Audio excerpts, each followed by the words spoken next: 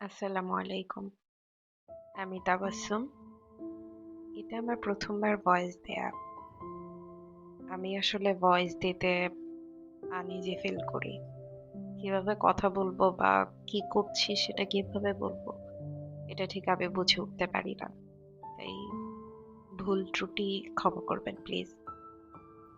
তো আজকে রান্না করছি মাছের তেল, সাথে একটু শাক দিয়েছি, একটু আলু দিয়েছি।